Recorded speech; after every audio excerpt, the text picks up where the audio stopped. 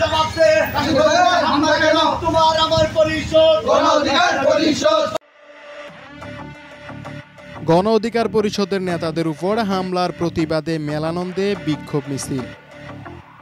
রাজধানীর বিজয়নগর ফানিট্যাং এলাকায় গণ অধিকার পরিষদের নেতাকর্মীদের উপর জাতীয় পার্টির হামলার ঘটনায় ক্ষোভ ছড়িয়ে পড়ে সারা দেশে। শুক্রবার রাত 9:15টার দিকে জাপা কার্যালয়ের সামনে ঘটে যাওয়া ওই হামলায় মারাত্মক আহত হন ডাকসুর সাবেক বিপি ও গণ অধিকার পরিষদের সভাপতি নুরুল হক নূর। এই ঘটনার প্রতিবাদে শুক্রবার রাত 10টার দিকে জামালপুরের মেলানন্দে বিক্ষোভ মিছিল করেছেন গণ অধিকার পরিষদের মেলানন্দ উপজেলা শাখা। এ সময় গণ অধিকার পরিষদ জামালপুর জেলা শাখার সহসভাপতি আরিফুল ইসলাম তুহিনের নেতৃত্বে বিক্ষোভ মিছিলটি উপজেলা শহরের প্রধান সড়ক প্রদক্ষিণ করে। বিক্ষোভে গণ অধিকার পরিষদ, ছাত্র অধিকার পরিষদ ও যুব অধিকার পরিষদের স্থানীয় নেতাকর্মীরা অংশগ্রহণ করেন। তারা হামলার তীব্র নিন্দা জানান এবং অবিলম্বে হামলাকারীদের গ্রেপ্তারের ও দৃষ্টান্তমূলক শাস্তির দাবি করেন।